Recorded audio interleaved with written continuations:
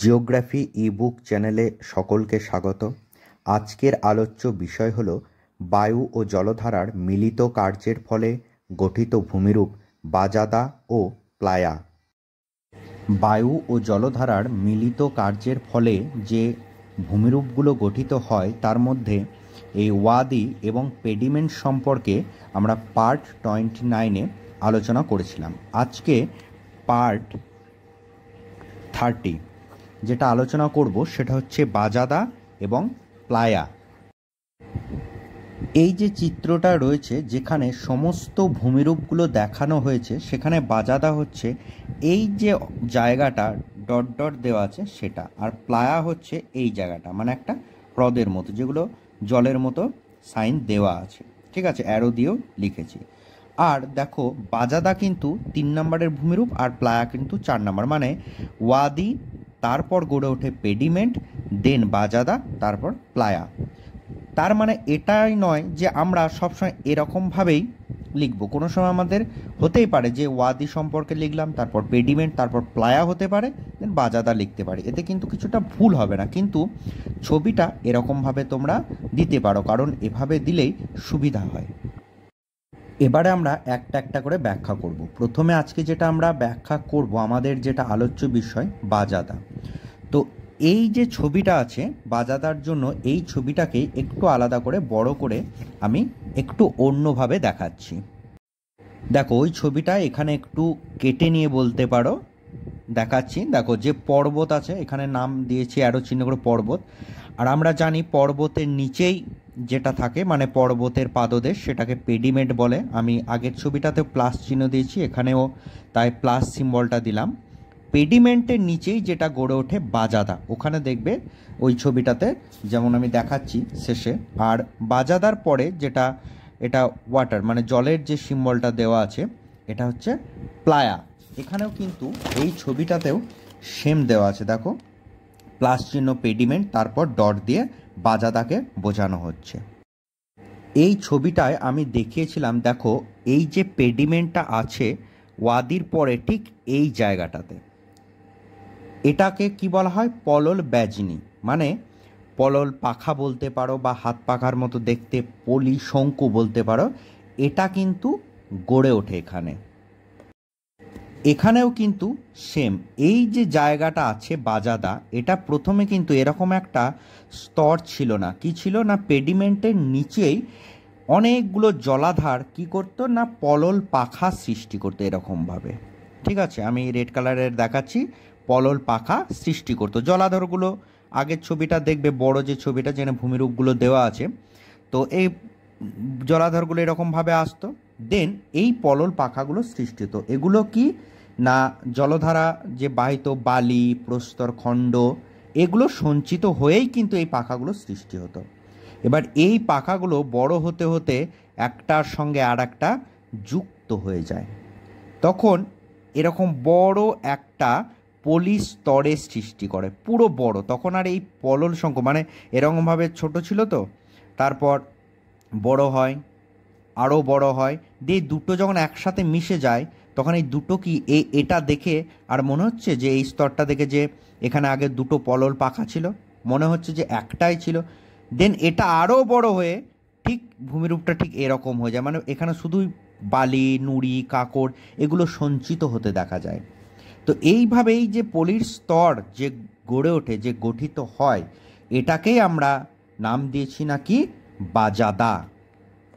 তাহলে বাজাদা কিভাবে গড়ে ওঠে, একদম সহজ ভাষায় সহজ কথায় আমরা লিখে নেব যে পেডিমেন্টের নিচের দিকে জলধারা বাহিত প্রস্তর খণ্ড বালুকা ইত্যাদি সঞ্চিত হয়ে জলাধারগুলি পলল পাখা সৃষ্টি করে। পলল পাখাগুলি পরস্পর যুক্ত হয়ে আকারে বড় একটা পলিস্তরের সৃষ্টি করে। এভাবেই বাজাদা গড়ে ওঠে। তো বাজাদা কাকে বলে, যেরকমভাবে বাজাদা গড়ে ওঠে, যেরকমভাবে পুরো বাক্যটা বললাম ঠিক সেরকমভাবেই সাজিয়ে বাজাদা কাকে বলে সংজ্ঞাটা লিখে নিতে পারো। তবুও আমি রিপিট করছি, শুনে নাও। একই, বাজাদা কিভাবে গড়ে ওঠে বা বাজাদা কাকে বলে, সেম। কি লিখবে না, পেডিমেন্টের নিচের দিকে জলধারা বাহিত প্রস্তর খণ্ড বালুকা ইত্যাদি সঞ্চিত হয়ে জলধারাগুলো পলল পাখা সৃষ্টি করে। পলল পাখাগুলি পরস্পর যুক্ত হয়ে আকারে বড় এক পলি স্তরের সৃষ্টি করে, একেই বলা হয় বাজাদা। বাজাদার ঢাল মৃদু প্রকৃতির, 5 ডিগ্রি থেকে 2 ডিগ্রি এটা। আর বাজাদা কিন্তু একটা স্প্যানিশ শব্দ, SPANISH, স্প্যানিশ শব্দ।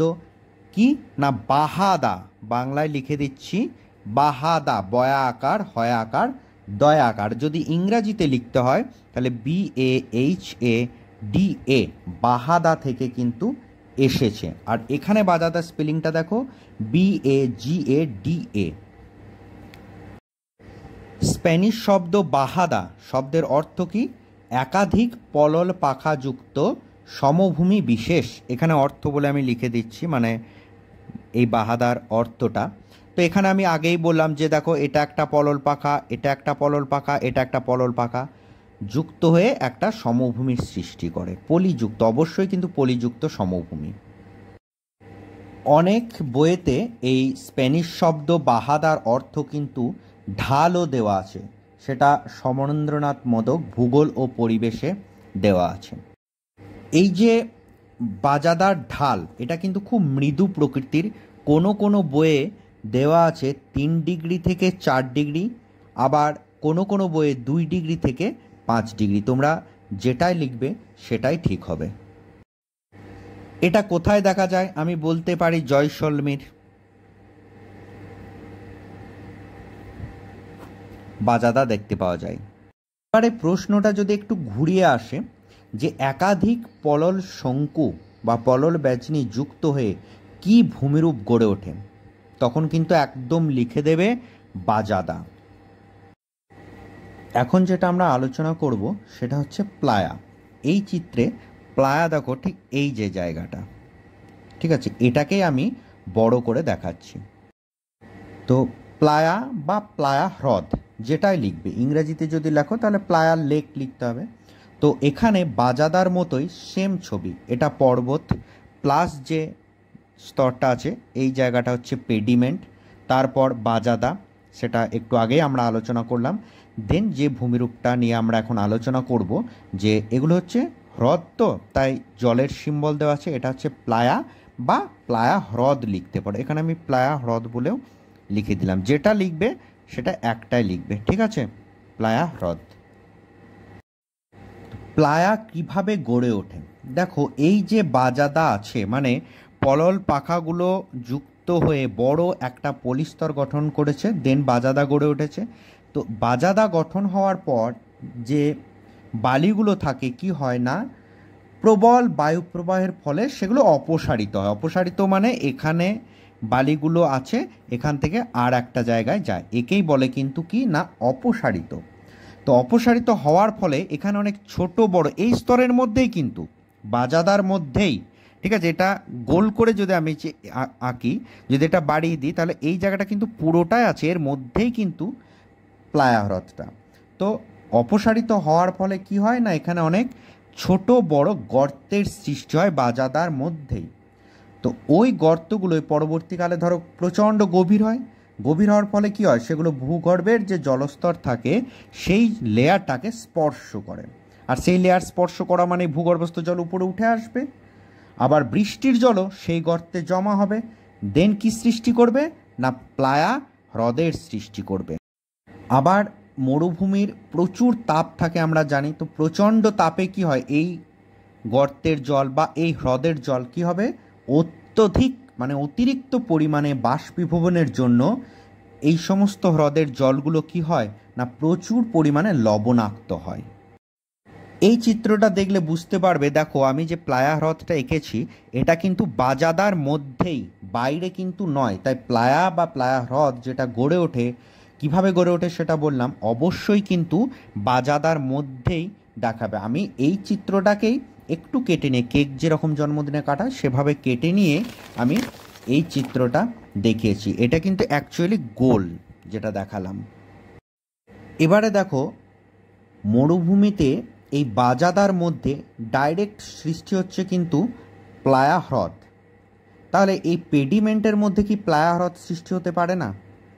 মানে পর্বতের পাদদেশে, সেখানে তো মরুভূমির বালি নুড়ি থাকে, এখানেও হয়।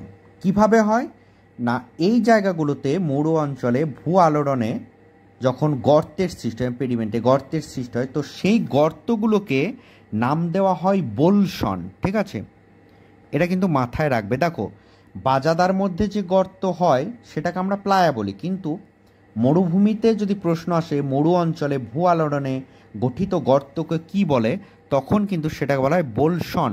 বয়ে ওকার ল দন্তস্ব দন্তান্ন। এবার আমরা জানি যে পেডিমেন্ট এখানে অনেক জলাধারা এসে এই বাজাদার এখানে যেমন পলল পাখা সৃষ্টি করে, ঠিক সেরকমভাবেই এই জলধারাগুলো কি করে না এই বোলসন মানে এই গর্তটার মধ্যে এসে এরকমভাবে সঞ্চয় করে, জল সঞ্চয় করে, দিয়ে কি সৃষ্টি হয় না এখানে একটা হ্রদ সৃষ্টি করে, দিয়ে ওই যে বোলসনের কেন্দ্র এখানে দেন সৃষ্টি হয় প্লায়া হ্রদ, এখানে সৃষ্টি হয় প্লায়া হ্রদ। তাহলে প্লায়া হ্রদ আমাদের সৃষ্টি হয় বোলসন কেন্দ্রে এবং বাজাদার মধ্যে। প্লায়া হ্রদ কাকে বলে একদম সংক্ষেপে লিখবে, মরুভূমি পাহাড়ে ঘেরা অবনত ভূমিতে জলাধারগুলো মিলিত হয়ে লবণাক্ত জলের যে হ্রদ সৃষ্টি হয় তাকে প্লায়া বলে। মানে পেডিমেন্টে যখন প্লায়া গঠিত হয় বোলসন কেন্দ্রে তখন বলে। তা প্লায়া হ্রদ তুমি পেডিমেন্টে গড়ে ওঠে সে সংজ্ঞাটাই লেখো, বা বাজাদার মধ্যে গড়ে ওঠে সে সংজ্ঞাটা লেখো, দুটোই কিন্তু হবে, কোনোটাই ভুল নয়। আমি যেটা বললাম সেটা হচ্ছে বোলসনকে কেন্দ্র করে প্লায়া যখন গড়ে ওঠে তখন তার সংজ্ঞাটা। এবার তোমার যদি মনে হয় যে না বাজাদার মধ্যে যে প্লায়াটা গড়ে ওঠে সেভাবে লিখবো, তো সেরকমভাবেই লিখবে যেরকম গড়ে ওঠে। আমি বললাম যে মরুভূমিতে প্রচণ্ড বায়ু প্রবাহের ফলে বালি অপসারিত হয়ে ছোট বড় অনেক গর্তের সৃষ্টি হয়। এই গর্তগুলো যদি ভূগর্ভের জলস্তরকে স্পর্শ করে তাহলে ভূগর্ভস্থ জল ও বৃষ্টির জল জমা হয়ে একটা হ্রদের সৃষ্টি হয়, একেই বলা হয় প্লায়া হ্রদ। তো দুটো সংজ্ঞার মধ্যে যেটাই লিখবে সেটাই সঠিক হবে। প্লায়া কিন্তু একটা স্প্যানিশ শব্দ, যেমন বাজাদা ছিল, এটাও কিন্তু সেম স্প্যানিশ শব্দ প্লায়া, এর বানানটা কিন্তু আলাদা নয়, PLAYA। এর অর্থ কিন্তু হচ্ছে লবণাক্ত জলের হ্রদ। ঠিক আছে, আগেই বললাম যে কেন লবণাক্ত হয়, অতিরিক্ত বাষ্পীভবনের জন্য। দেখো, অতিরিক্ত বাষ্পীভবন যখন মানে হয় তার মানে কি বোঝাই যাচ্ছে যে জল এখানে বাষ্পীভূত হয়ে এই হ্রদটা থেকে জলটা চলে যায়, উবে যায়। তার মানে কি প্লায়াটা বেশিরভাগ সময় কি থাকে না শুষ্ক থাকে, যখন হঠাৎ বৃষ্টিপাত হয় তখনই প্লায়া হ্রদগুলো জলপূর্ণ হয়। এবার এই যে বললাম যখন বৃষ্টি হচ্ছে না বাষ্পীভবন হয়ে এই হ্রদটা থেকে জল বাষ্পীভূত হচ্ছে, তার মানে কি হ্রদটা পুরো এরকম ফাঁকা থাকছে, এটা হ্রদ। তো যখনই এরকমভাবে ফাঁকা থাকবে হ্রদটা, মানে জল শূন্য থাকবে, তখন কি হবে যে লবণগুলো ছিল এই প্লায়ার উপরিভাগটায় লবণের একটা আস্তরণ পড়ে সেগুলো চকচক করবে, তখন তাকে অ্যালকালি ফ্ল্যাট বলা হবে, অ্যালকালি ফ্ল্যাট, অ্যালকালি ফ্ল্যাট বলা হবে। এই যে মরু ক্ষয়চক্র হয় বা মরু ক্ষয়ের যে শেষ পর্যায় সেটা কিন্তু হচ্ছে এই প্লায়া হ্রদ। এই প্লায়া হ্রদের ক্ষেত্রমান কিন্তু কয়েক বর্গমিটার থেকে কয়েকশো বর্গমিটার হতে পারে। তাহলে যদি প্রশ্ন আসে অ্যালকলি ফ্ল্যাট কাকে বলে, আমরা বুঝে গেলাম যে প্লায়ার মধ্যে যখন লবণের আস্তরণ পড়ে তখন তাকে মানে অ্যালকলি ফ্ল্যাট বলে। এবার এটাকে আমরা সাজিয়ে কি লিখবো যে বাষ্পীভবনের জন্য জিপসাম রক সল্ট সঞ্চিত হয়ে সাদা রঙের লবণ স্তর যুক্ত প্লায়া হ্রদকে অ্যালকলি ফ্ল্যাট বা প্লায়া সমভূমি বলা হয়। এখানে যখন লবণের আস্তরণটা থাকে এই অ্যালকলি ফ্ল্যাটে তখন কিন্তু অল্প পরিমাণ থাকে। যখন এই রকম হ্রদেই এই হ্রদটার মধ্যে প্রচুর পরিমাণে লবণ থাকবে, প্রচুর পরিমাণে থাকবে, তখন সেই প্লায়া হ্রদটাকে আমরা কি বলবো, স্যালিনা। ঠিক আছে, তাহলে পার্থক্যটা বোঝা যাচ্ছে। যখন অল্প পরিমাণে লবণের মানে আস্তরণ থাকবে তখন তাকে অ্যালকলি ফ্ল্যাট, আর যখন প্রচুর পরিমাণে থাকবে তখন তাকে বলবো স্যালিনা। প্লায়া হ্রদ কোথায় দেখা যায়? যুক্তরাষ্ট্রের ওয়াকার লেক। প্লায়া হ্রদগুলো বিভিন্ন জায়গায় বিভিন্ন নামে পরিচিত। উত্তর আফ্রিকায় শর্টস, রাজস্থানে ধান্ধ, যুক্তরাষ্ট্রে বোলশন, আরবে খাবারি বা মামলা বা সবখা, এই তিনটে নামেই কিন্তু আরবে পরিচিত। অস্ট্রেলিয়ায় প্যান। এগুলো মুখস্থ করে নেবে, কারণ পরীক্ষার সময় শর্ট কোশ্চেন আসতে পারে। বায়ু ও জলধারার মিলিত কার্যের ফলে যে ভূমিরূপগুলো গঠিত হয়, মানে এই চারটে ভূমিরূপ আমাদের আলোচনা করা হলো 29 এবং 30 নাম্বার পার্টে। আজকে এখানে আমি 29 নাম্বার পার্টের লিঙ্কও দিয়ে দেবো, দেখে নেবে। আজকে যেগুলো হলো বাজাদা এবং প্লায়ার মধ্যে, যদি কিছু সমস্যা থাকে অবশ্যই কমেন্ট বক্সে জানাবে।